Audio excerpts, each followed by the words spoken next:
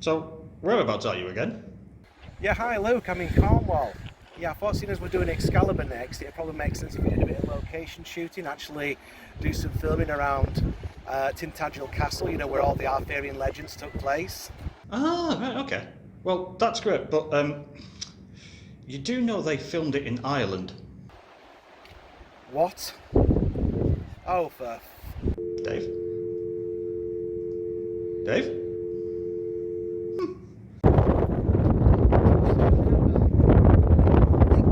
What would Richard Harrison do?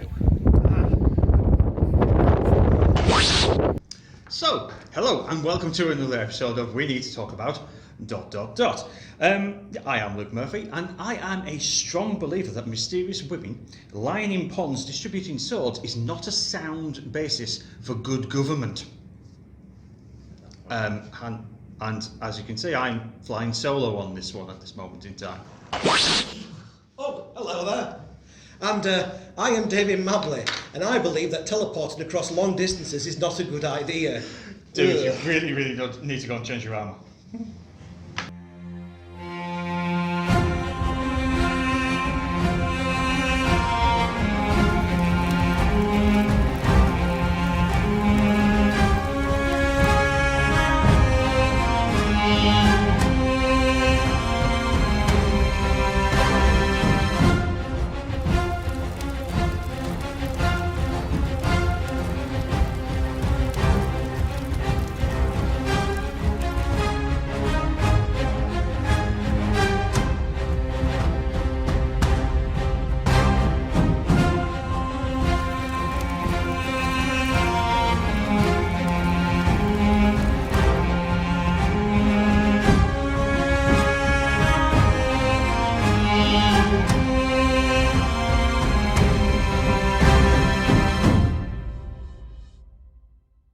Hello and welcome to another episode of We Need to Talk About ...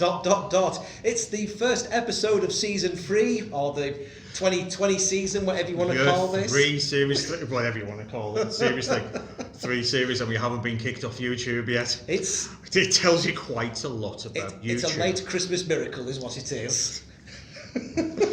So, today's episode, we thought we'd go back and return to the work of a director that we looked at way back in our first episode together. Do you remember that first episode? I do. We were so young, so naive, so foolish. So drunk. Very much so. So, slip into some chainmail, why don't you? Grab your sword in your hand and ride with us to Camelot! Camelot! Camelot. It's only a model. Shh! As today on We Need to Talk About ... we are going to talk about Excalibur, a 1981 American epic history fantasy film that is directed, produced and co-written by John Boorman, who's a bit of a Hall of Famer here as far as the We Need to Talk About universe is concerned. Regular viewers of the show will recognise that John Boorman was also the director of Zardoz, a film that we may or may not be slightly obsessed with. May or may not be slightly unhealthy. Zardoz! All the books. There you go, kids. What are you doing, Bruce? It's a lie! It's all a lie! Zardoz! Oh, he's up again. And happy praise be to Zardoz. And God bless us, everyone. It's all a lie! It's all a lie! Zardoz! Excalibur. Excalibur is an adaptation of the legend of King Arthur and the Knights of the Round Table, based on the 15th century Arthurian romance Le Morte d'Arthur by Thomas Malory. Boorman was a huge fan of Arthurian legend, so this movie would very much be a labour of love for him. He was also likely hoping for a movie that would be a box office success as well, as his previous movie, Exorcist II: The Heretic, hadn't exactly gone down well with critics. Boorman's sequel to the 1973 film had diverted so much from the original with its huge shift in style and direction that fans of the original Exorcist absolutely fucking hated it. Even UK film critic Mark Kermode was very vocal about his resentment of the film even years later. Exorcist II was widely considered to be one of the worst movies ever made. Yes. Luckily for him, Excalibur turned out to be the hit that Boorman was desperate for, making $30 million in the US alone, which certainly covered its original, rather modest $11 million budget. The movie also marked the beginning of a Hollywood career for a number of British and Irish actors that we'll address throughout this review. Some of them very, very familiar. The movie also helped kickstart the action fantasy genre that would become very popular throughout the 1980s with the likes of, let's have a think, Clash of the Titans, Conan the Barbarian, The Dark Crystal, The Never-Ending Story, Legend, Labyrinth, The Princess Bride even. To follow over the years, as studios realised that there was a lot of money to be made from bringing swords and sorcery to the big screen. So, there's a lot of good things to say about this movie, but as usual with the type of films that we tend to cover on this show, Excalibur didn't exactly have a very... It wasn't smooth sailing, really, was it? No. It didn't have an easy time during its production, or even during its original conception. Because, as usual, I feel that we're getting a little ahead of ourselves. So, in order to start this story right at the beginning, we're going to have to make an unexpected stop at a little place called Middle-earth. Ooh. Boorman had been interested in making a movie about Arthurian legend for a number of years and had actually planned a film adaptation of the Merlin legend as early as 1969. But when submitting the 3-hour script, co-written with Roswell Pallenberg to United Artists, they turned it down as they were concerned over how a big budget would be required to make such an ambitious movie. United Artists had just accrued the film rights for J.R.R. Tolkien's The Lord of the Rings, so they asked Boorman to take a crack at that instead. And can I just say, it says an awful lot when The Lord of the fucking Rings is seen as a cheaper alternative. Yes. Tolkien had somewhat reluctantly sold the rights for his works to be adapted as he wanted to set up a trust fund for his grandchildren. Upon hearing that Boorman's name was attached to the project, Tolkien actually contacted Boorman and asked him how he intended to make the film. When Boorman told Tolkien that he was going to make this film as close to the books as possible and that it would be a live-action movie, Tolkien was delighted. One of the main worries that he'd had when selling the film rights for his books was that they would turn The Lord of the Rings into an animated movie. Oh dear.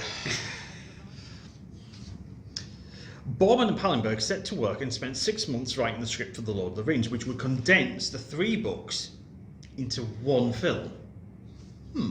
And it would include somewhat more sex and violence than what was in the original story, including a moment when Aragorn revives Erwin with a magical orgasm. Lord of the G-strings? Stop it. By the time Boorman presented the finished script to United Artists, the executive that had originally offered Boorman the chance to work on Lord of the Rings had left the company. Isn't that just the way? Put off by the story and the potential costs, they declined to make the film entirely, although Boorman and Pallenberg were still paid handsomely enough for their scripts, around about $3 million in total, which is, nice work if you can get it.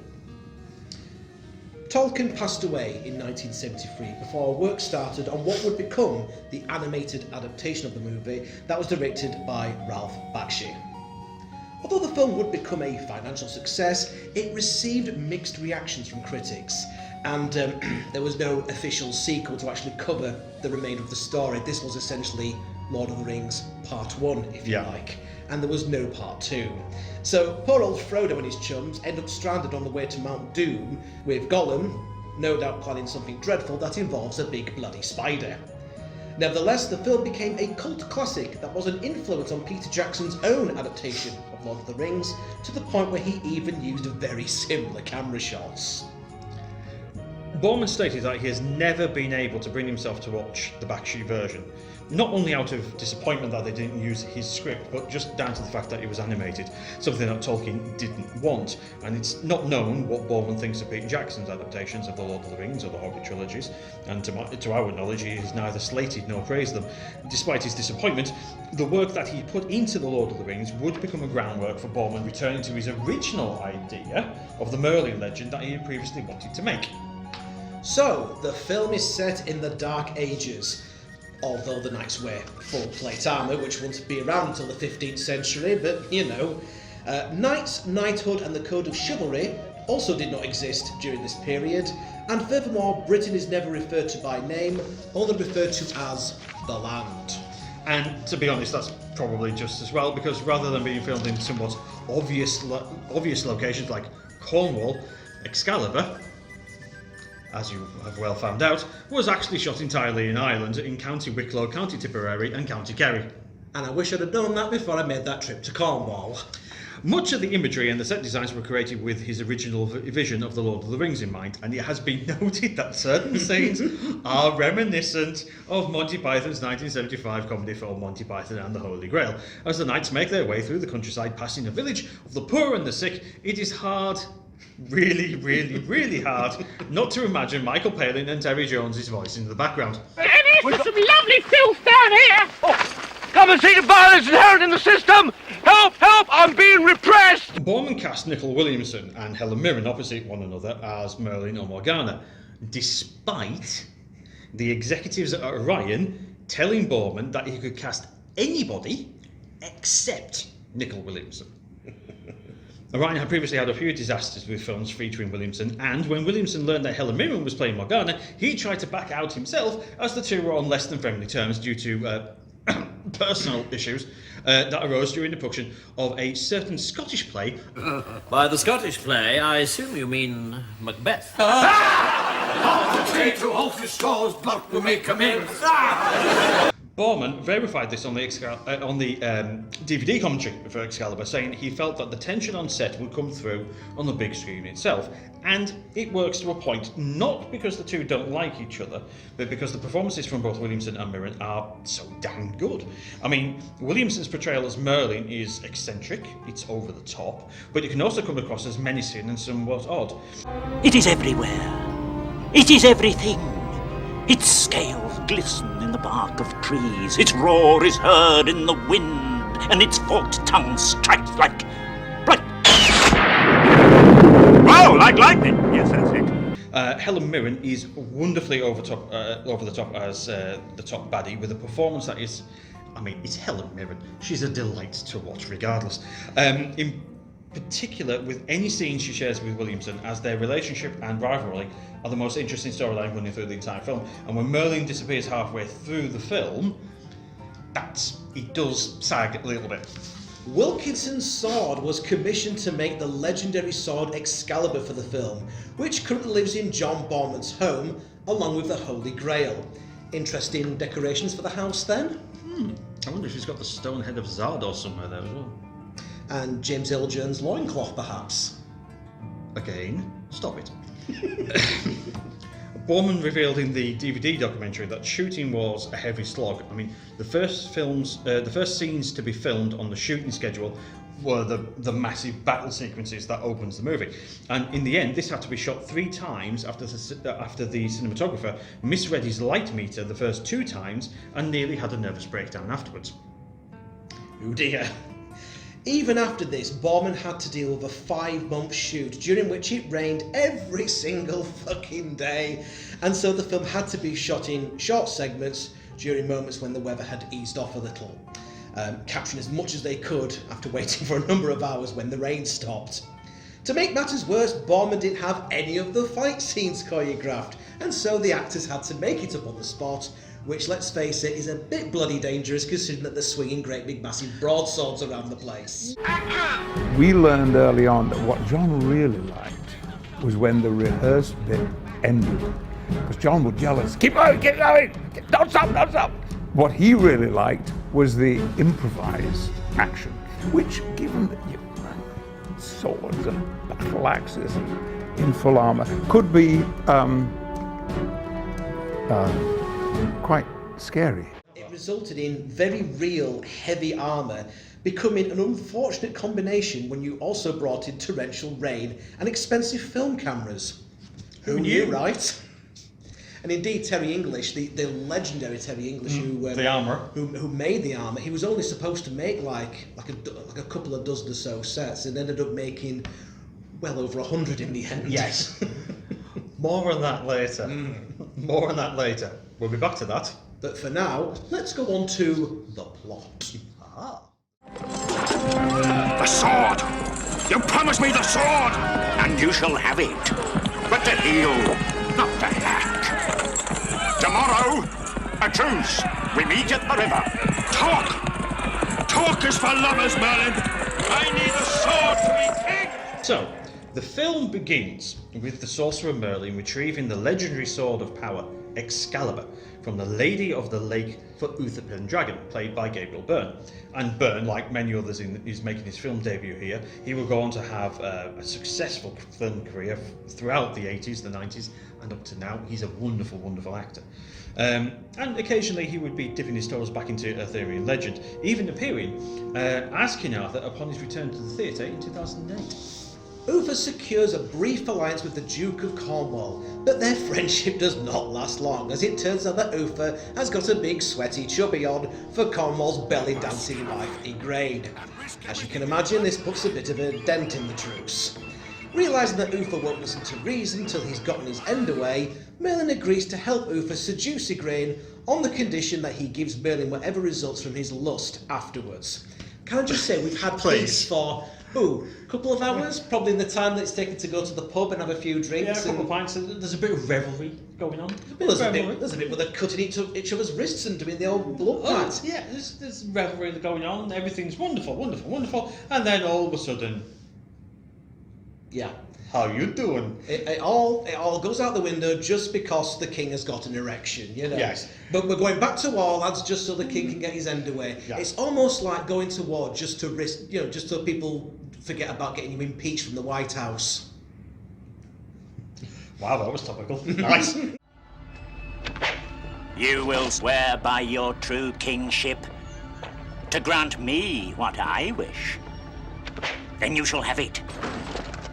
By Excalibur, I swear it. What issues from your lust shall be mine. Swear it again.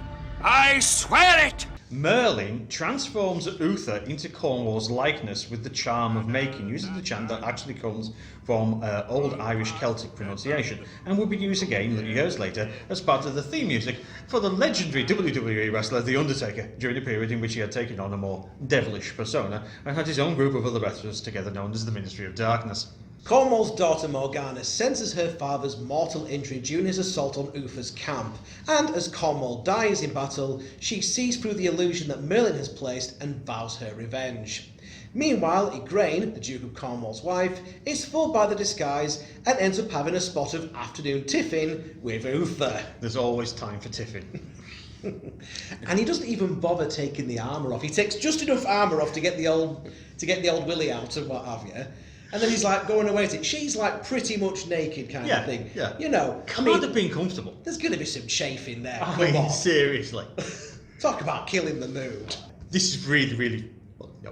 Well, it's right in front of Morgana as well, who's like a young kid by this point. Yeah. They don't even say, "Oh, you just go into the next room, will you?" While me and your dad's busy with something. You know what I mean? She's there watching it happen. It's like, no wonder she grows up the way she does. And this is even worse from the point of view of the making of the film, because Catherine Boorman, John Boorman's own daughter, is playing the part of Igraine. And she wasn't really all that embarrassed that she was involved in filming of a sex scene in her father's movie. If anything, it was somewhat awkward for Gabriel Byrne. If this seems odd, it should be worth pointing that several members of the Boorman family do appear in this movie. And in fact, because of the number of Boormans involved in the film, it is sometimes called the Boorman family project. And John Boorman didn't get a body double in place for his daughter, and I really, really hope he wasn't in the same room when that scene was being filmed. My word, I hope not. Can you imagine him sat in the director's chair, you know, calling out encouragement? It's like, no, come on, honey, I'm not feeling it here. I think we better move on before we get into trouble with John Boorman. If we haven't already. Embarrassing for Gabriel Byrne because, according to an interview he was thrusted into a pincushion while that was going on. He was thrust into a pincushion? Into a pincushion, yeah. But that hurt. I hope they took the pins out after beforehand. Oh, well, it's just you now doing close-up. So they stuck in this pink cushion, and I had to hump this cushion for an hour with the sweat rolling off me, with no Katrina there. Oh dear. So, 9 months later, a baby son called Arthur is born as a result of Uther and Igraine's night of having tea with the parson together. Merlin takes Arthur away with him, making Uther hold up his end of the bargain. But Uther changes his mind and pursues the magician, only to be chased after and mortally wounded by Cornwall's knights. With his dying breath, Uther once again thrusts his rigid sword into something he really shouldn't. Seriously, you need to go and take a cold shower. Now. Uther declares that nobody shall wield Excalibur but me before he dies, and Merlin proclaims that he who draws the sword from the stone, he shall be king. Now, many years later, Sir Ector and his sons, Kay and Arthur, attend a jousting tournament and, bloody hell, Arthur's stepdad is Richard Bucket. That's a bouquet. Mind the barbarian hordes, Richard. Minding the barbarian hordes, Hyacinth. Pendragon residence, the lady of the house speaking. And with that, I think we've just alienated, our entire audience outside the United Kingdom, and with those jokes. Yes, perhaps we should explain. Clive Swift plays the part of Sir Ector, Arthur's stepfather.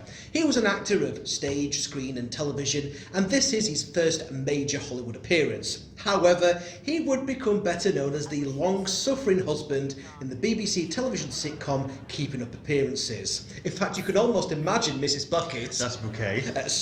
You can almost imagine Mrs. Bouquet walking into one of his scenes and telling him to take off that silly outfit before the neighbours see him. Say goodbye with a nautical flavour. I only know ship ahoy, that's me finished.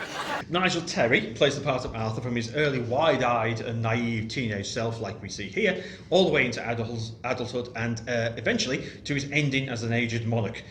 It does seem a little odd, as Terry was in his 30s at the time, and expected him to play a teenager leads to a rather ropey performance to begin with. I mean, his accent in particular is absolutely all over the place. Rise, father, please. I was your son before I became your king. You would have thought they'd cast a different actor to play teenage Arthur. Luckily, he doesn't spend too long playing Arthur as a prepubescent, and he brings the right amount of dramatic and tragic performance to his role as Arthur as an adult. So Leon de Grant wins the chance to try pulling Excalibur from the stone, but he fails. Kay's sword is later stolen, so Arthur goes off to find a replacement and pulls out Excalibur from the stone without really thinking of it. In fact, he does it twice, because he gets told to put it back where he found it. And then he pulls it out again. It's just like Stop it. It's like when you're tidying up, it's like, put that back where you found it. Have you not tidied it up? Oh, and when he's looking for a sword, he does compliment it. Just at one point he thinks about nicking one from the blacksmith, and there we get a short cameo appearance from Terry English as the blacksmith. Word spreads, and both Sir Ector and Merlin announce to the crowd that Arthur is actually Uther's son, and hence the rightful ruler to the throne. I love how Merlin just casually walks into the scene from the background, just coming into focus and joining the conversation right on time. Well, to be fair, there's that old saying, a wizard is never late, nor is he early. He arrives at precisely the moment that he's supposed to be there. Leon de Grant immediately proclaims his support for the new king, as he witnessed him pulling the sword from the stone. Leon de Grant is played by the legendary Sir Patrick Stewart, making his second appearance here on the show after being on Life Force back in season 1. Yes. And he's just started his screen career here. Well, it's either that or Jean-Luc Picard's trying out a new novel in the holodeck. And you know he has. You know he has. I mean, he only has a few lines of dialogue, but Sir Patrick dominates every scene that he's in. He's wonderful to watch as always. And yes, ironically, years later, would actually have a knighthood himself. He would obviously go on to appear in other minor roles throughout the 1980s, including sci-fi movies like June, Life Force, bits and pieces on British television. He was in Tintagel Castle, Smiley's People. I think in the 70s he was in I, Claudius as well. Funnily enough, however, Patrick Stewart has actually recently returned back to the Arthurian legends because he recently played the part of Merlin in the recent movie The Kid Who Would Be King. Which is probably worth watching just for that, to be honest. Yes, it's Sir Patrick Stewart. Anything that Sir Patrick Stewart is in is worth watching. End of. And nothing you will ever say will make me doubt that. The Emoji Movie? Fair point, moving on. Arthur goes on to aid Leon de Grance, whose castle is under siege by Sir Urins. During the battle, Arthur defeats Urins and then demands that he knights him, handing him Excalibur to do so. Urins is tempted at first to kill young Arthur with the sword, but is ultimately moved deeply by the young man's display of courage and faith. He goes ahead with the ceremony, knighting the would-be king, and then falling to his knees to declare his loyalty, which leads to the others to follow suit. Merlin is stunned, as this is something he did not foresee. After the battle, Arthur meets Leon de Grance's daughter, Guinevere, and is completely smitten by her. But Merlin foresees trouble. These bloody kings, am I right? Jumping forward several years later, the undefeated knight Lancelot blocks a bridge and will not move until he is defeated in single combat, seeking a king worthy of his sword. None shall pass. Lancelot is played by Nicholas Clay, who will go on to appear in Zulu Dawn and continue to appear on stage and on television, including a return to the Arthurian legends when he appeared in the Merlin television series, the Sam Neill one, not the BBC one. Lancelot defeats Arthur and his knights, so Arthur, in a fit of rage, summons Excalibur's magic and defeats Lancelot, but breaks Excalibur in the process.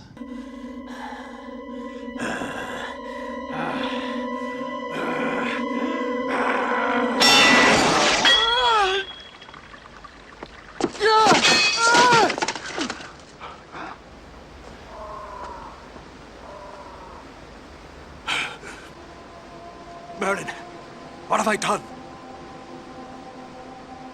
You have broken what could not be broken. Arthur is ashamed of abusing the sword's power to serve his own vanity and throws the sword's remains into the lake, whilst admitting his mistake. I used Excalibur to change that verdict. I am nothing.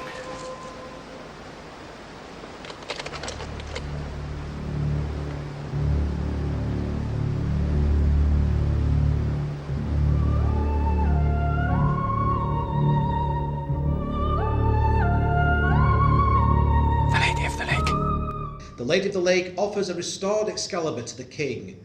Lancelot is revived, and Arthur and his knights unify the land together. Arthur then creates the Round Table, builds Camelot, marries Guinevere. Lancelot confesses that he has fallen in love with her too, but he remains a faithful friend to Arthur and stays away from the Round Table to avoid being near her. Meanwhile, Arthur's half-sister Morgana by this point has become a budding sorceress. Still feeling bitter towards Arthur, she has successfully managed to become Merlin's apprentice in hopes of learning the charm of making from him so that she can seek revenge for her father and take over the land for herself. Wahahaha. Mandrake. The essence of it can prolong the act of love. And if too much is taken? Pain and death. That's it. Ooh, you do know something of the art. Whilst away, Lancelot meets a young peasant boy called Percival that he deems worthy enough of becoming a squire, so he returns to Camelot with the boy to begin his initiation. Percival is played by Paul Jeffrey, who originally auditioned for the part of Arthur but lost out to Nigel Terry. Like Arthur, Percival starts out the movie as a naive young man, but by the end matured into an experienced and wizened warrior. He does almost steal the show in the third and final act, though, when he's on his quest. Come to that a little bit later. Jeffrey would later go on to appear in Greystoke, The Legend of Tarzan, but spent the majority of his career working in television. The knight Sir Gawain, under Morgana's influence, accuses Guinevere of driving Lancelot away, driven from us by a woman's desire, forcing Arthur to set up a duel between Sir Gawain and Lancelot in order to defend his and Guinevere's honour. Gawain, in this case, is played by Liam Neeson, who was cast in the role after Boorman had seen him on stage during the production of the play Of Mice and Men. Like Gabriel Byrne and Patrick Stewart, this is Neeson's first movie appearance, and he would continue to have small parts in movies throughout the 1980s, such as Krull, The Bounty, The Deadpool, before becoming a massive star in the 1990s when he appeared in the likes of Darkman, Schindler's List, Rob Roy, and he and Helen Mirren actually started a relationship with each other during the filming of the movie and spent a number of years living together. The night before the duel, Lancelot has a nightmare where he is attacked by, well, himself. Waking up in fright, Lancelot finds himself wounded by his own sword, which is a fucking brilliant special effect, by the way. An injury that would plague him for the rest of the movie. Lancelot is late to the duel as a result of his injury, leading to Arthur hastily knighting Percival for him to fight in Lancelot's place. But Lancelot appears just in time and defeats Gawain, whilst nearly dying from his wounds. Merlin heals him, and he rides out into the forest to rest. Guinevere realises her feelings for Lancelot, and they consummate their love in the forest. According to Boorman, the love scene between Lancelot and Guinevere in the forest was filmed on a very, very cold night, but the actors performed the scene nude anyway. Wasn't he concerned about shrinking problems? Seriously, I'm warning you. Due to the cold weather. I'm warning you now. Stop it. Meanwhile, Merlin lures Morgana to his lair to trap her, suspecting that she is plotting against Arthur. Arthur finds Guinevere and Lancelot in a post-coital sleep together in the forest. Heartbroken at their betrayal, he thrusts Excalibur into the ground between the sleeping couple. On awakening to the sight of Excalibur, Lancelot flees in shame and Guinevere lies weeping. Merlin's magical link to the land impales him on the sword, and Morgana seizes the opportunity to trap him in a crystal with the charm of making. Morgana then takes the form of Guinevere and seduces Arthur, telling her half-brother afterwards that she could kill him now, but she wants him to bear witness on what is to follow. Morgana bears an unholy son, Mordred, and a curse caused by his unnatural incestuous origin strikes the land with famine and sickness. And we've got another member of the Boorman family here, because John's 12-year-old son, Charlie, portrayed Mordred as a boy, but strangely got his voice dubbed by one of his sisters to make him sound more scary and menacing. You seek what Arthur wants? That thing they call the Grail? I do. Then follow me. Charlie appeared in a number of his father's other films and would later go on to have a career as an actor, but he reached a wider audience when he and fellow actor Ewan McGregor made a televised motorcycle trip across Europe. Your son is a lovely person. Where did that come from? It seemed like the right thing to say at the time. Robert Addy plays Prince Mordred as an adult and was an accomplished horse rider and archer, something that came in very handy for the later battle scenes where he was wearing a set of golden armour and a mask like a helmet that makes him look like Cupid with a gym membership. This armour makes Mordred an incredibly sinister figure even before he removes the helmet. It certainly wouldn't have looked out of place had it appeared in John Boorman's previous film, Zardoz. Addy was a film and theatre actor who would later come to prominence playing the role of Sir Guy of Gisborne in the 1980s version of Robin of Sherwood, which is awesome. Which is a fantastic series. Brilliant. I bloody loved that when I was a kid. It's the theme music that gets you, Clannad. I think we're going to have to do a little splicey there, aren't we?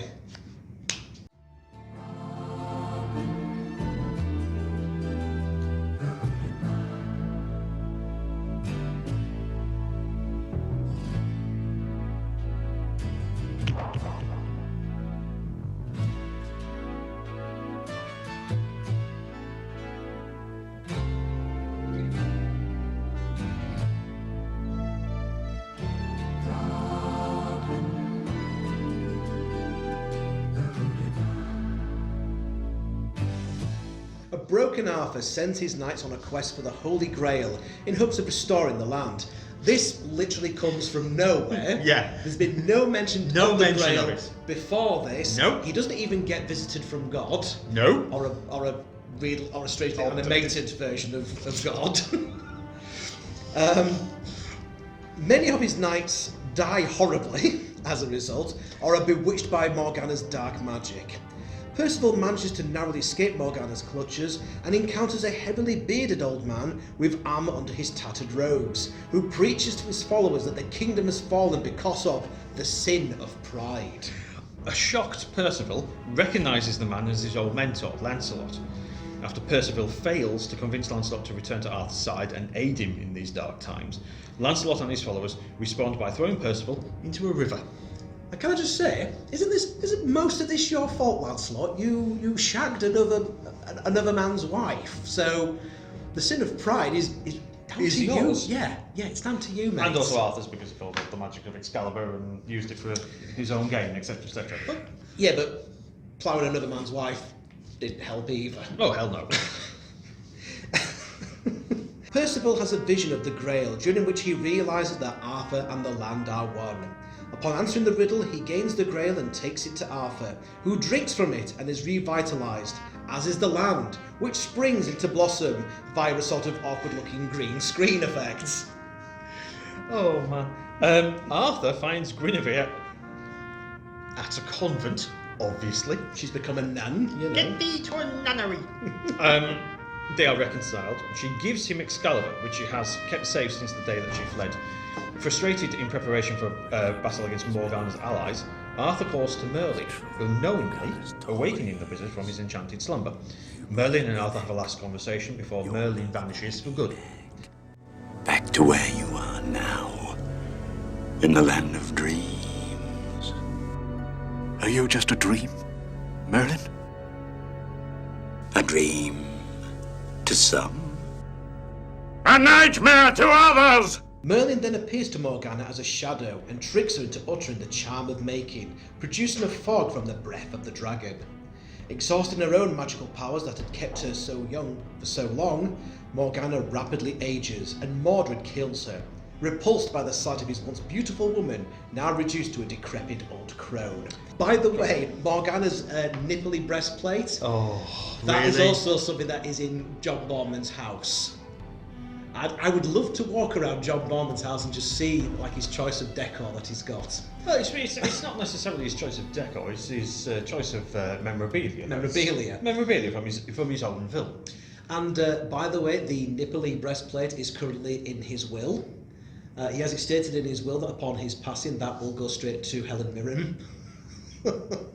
Terry English, if you look at his profile on IMDb, not only is he listed as making the armour for Excalibur, but he was also the costume designer for Batman and Robin, which also had nipply breastplates as well. So I'm just wondering if there was kind of like a bit of an influence there. Right. I really should ask him if ever the opportunity comes to meet him. More on that later. Tell me, did the nipply breastplate in Excalibur, did that influence you when you were working on Batman and Robin by any chance? I think if you ever asked him that, you would probably be ejected from whatever gathering that you were at. As long as you're filming it. Done. And then it came to do the measurements. So I said to Helen, she was dressed in this robe, and this is in Ireland, in Westchester. And she's dressed in this robe. I'm just joking, I mean. Then Helen, I said, it's much easier if I drew this on your leg than I have to. She dropped the robe, and I'm like,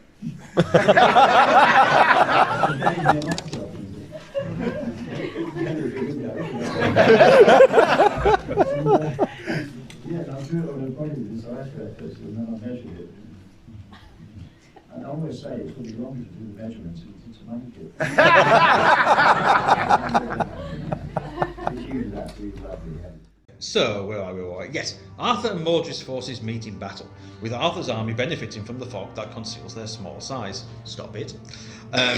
Lancelot arrives unexpectedly, stop it again, and turns the tide of battle, later collapsing from his old self-inflicted wound, which had never properly healed anyway.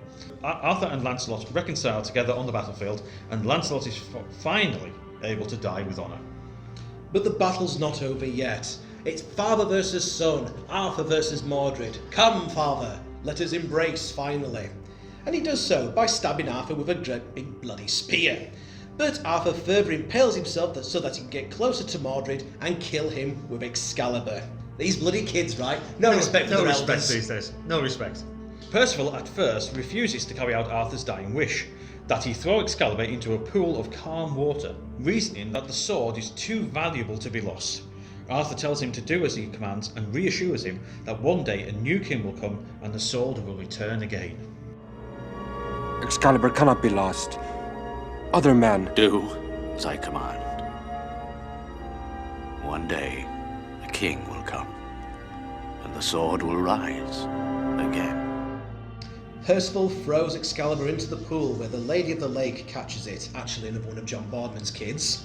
Yeah, she's playing the Lady of the Lake. Really? Yep. Percival returns to see Arthur lying on a ship, attended by 3 ladies clad in white, sailing into the sunset, as the film comes to an end. So, yeah, we've reached that part of the episode where we go, what have we watched here? What have we watched here? Jesus Christ. Are we thinking that this is unintentionally a remake of Monty Python and the Holy Grail just without the jokes? I don't know that.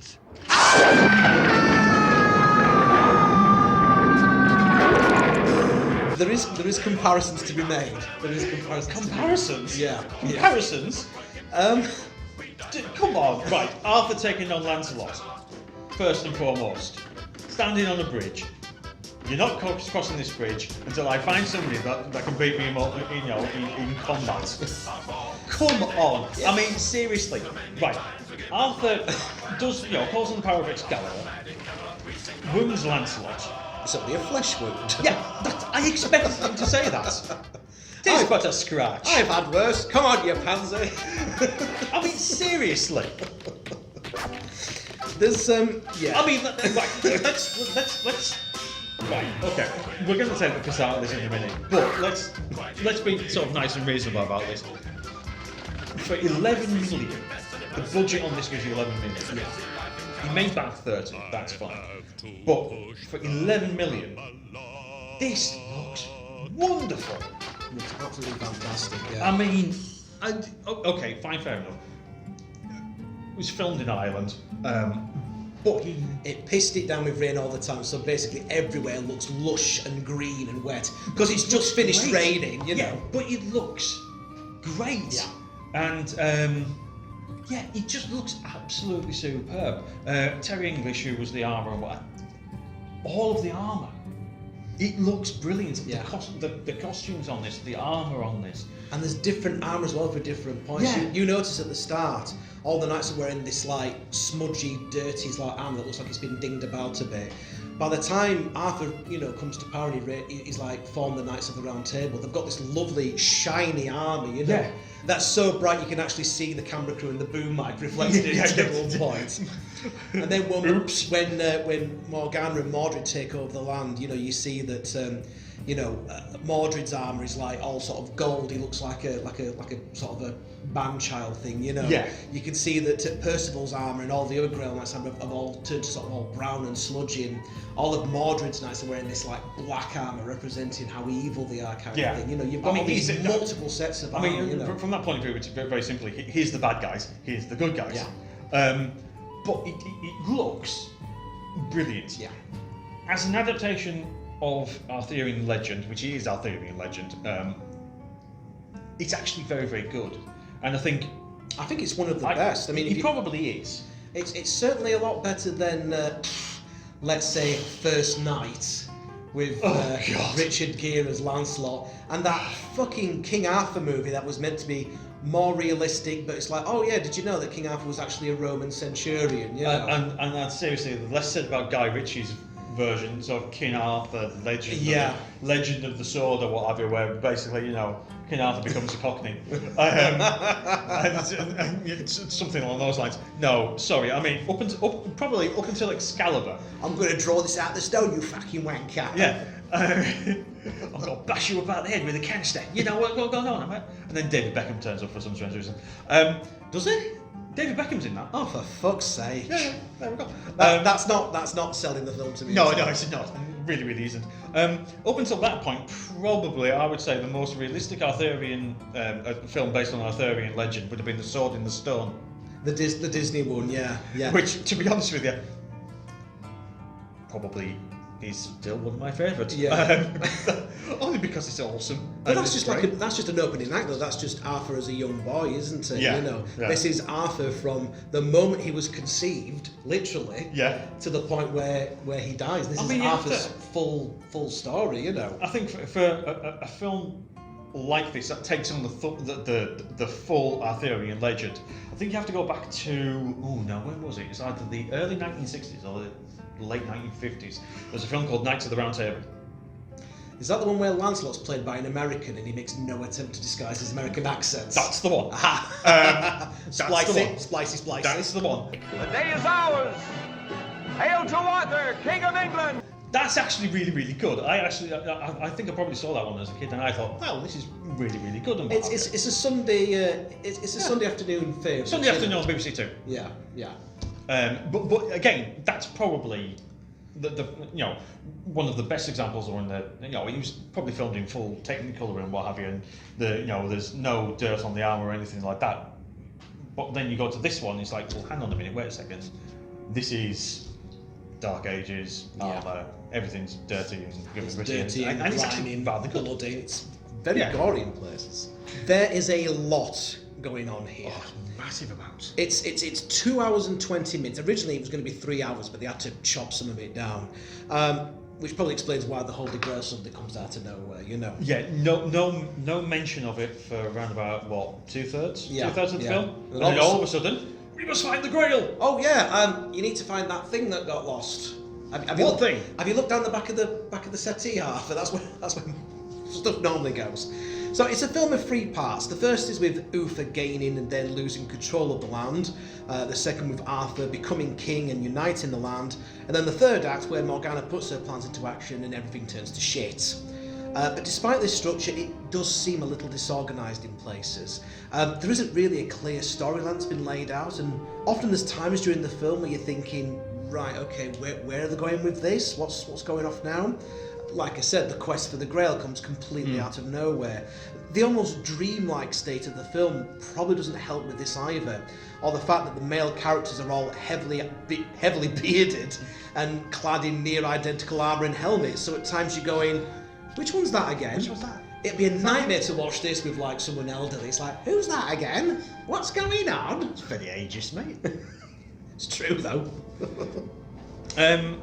Now, although Excalibur was a big hit at the box office, I mean, we said, you know, made for 11 million, made 30 million back, so it got its money back twice over. Critics were a little bit more mixed in their reactions. Roger Ebert called it a both wondrous vision and a mess. Other critics felt that the dialogue was absolutely atrocious and spoiled the dramatic tone that was supposed to be intended for the movie, and to be fair, you kind of do see that, to be honest with you. A lot of it is very over the top, isn't it? It's very, Lancelot, let's get back to the castle. It is like that. It's seriously like that. And as much as I love Nicole Williamson as Merlin, it's like he's stepped into this from a different film altogether. The way he acts is just so much more over the top than everybody else. You know? I mean, to be honest with you, I think we said this about Patrick Stewart in our Life Force review, but Nicole Williamson, more ham than a deli counter. Seriously. This is not Nicole Williamson turned up to 11. This is up to, I don't know, 12. The dial's broken off in your hand. It's spiraled out of control. We don't know where the dial's at. I mean, others, however, they praised the film. Variety called it a near-perfect blend of action, romance, fantasy, and philosophy.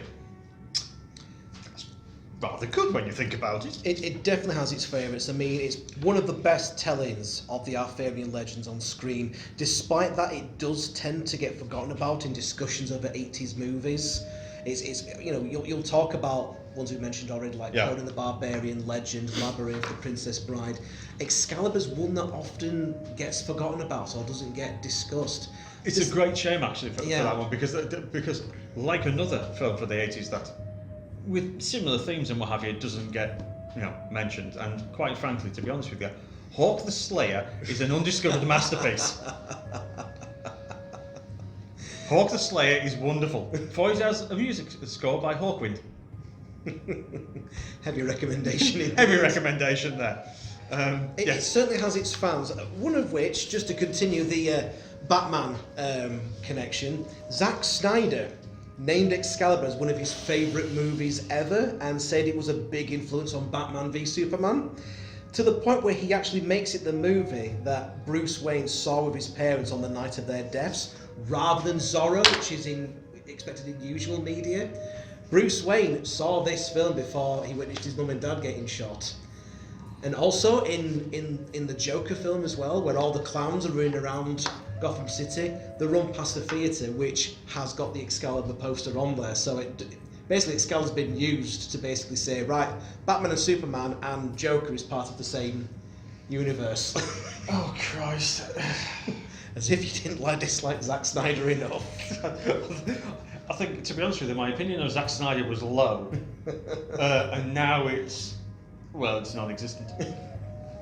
Well, Excalibur certainly has its fans, and it became more popular through its home video releases on VHS and showings on television. However, as you can probably expect, it got trimmed down considerably whenever it was shown on television. It's still considered to be one of the finest movies created about the Arthurian legend, if one of the more bizarre ones. It is from the director of Zardoz, after all. Yes. And can I just call out... bonkers. Bonkers. My dad's a big fan of Arthurian legends. You know, he likes his Robin Hood, he likes his King Arthur movies, and he's seen a number of them. I mean, he was rather annoyed with that King Arthur movie because of the fact that they made... him a Roman. That's it, yeah. Well, it was more annoyed with the fact that they made Guinevere's heaving bosom look considerably larger on the DVD cover than what it was in the actual film itself. This is not giving the right impression to our viewers about your dad. No, not at all. It was the same with the League of Extraordinary Gentlemen, you know, with the vampire lady. It's like, how come she's got massive boobs on the cover of the DVD, but she's covered up in the film? Which basically explains how my dad picks out a DVD. And to be honest with you, it also explains how you are as well, to be fair. It explains a lot, yes. I will have that cold shower later on. I bloody well hope you do. And I actually lent him the DVD of Excalibur. It's like, here you go, Dad, see what you think of this. Came back a week later, there you go, son. What did you think, Dad? And that's pretty much all I got from him. And if that's not a recommendation, I don't know what is. Right, so we've just done Excalibur. Excalibur even? Yeah, absolutely. Whatever that was. I have no idea. Do you want to mention where we're going? Yes. Now, normally, we would now go to the pub. We'd give you a nice little sort of, do a little bit in the pub, have a pint, etc., etc. We're not going to do that, are we? Nope. No. Because Terry English is actually going to be in Leeds. Yes, he is. At the end of this month. He's going to be at the Royal Armouries. He is indeed. In Leeds. He's going to be giving a talk. We'll actually see some of the armour as well, including Lancelot's, I believe, which is the shiniest of them all. Absolutely. And we're going to actually see the film. There may even be a Q&A session at the end, I don't know, possibly. So what we'll do, rather than doing our concluding piece in the pub, we're going to do it at the Royal Armouries instead. And so this is going to be in a couple of weeks' time. So, although you won't know that, through the magic of editing. So a couple of weeks' time, at the end of this month, at the end of January, we're probably in January. Happy New Year, by the way, everybody. By the way, that bit that was filmed in Tintagel Castle was fucking months ago. Yeah, it was actually. Yeah, I think you did that back in October. November, something like that. So I've been very careful to make sure I'm wearing the same clothes. Continuity is key.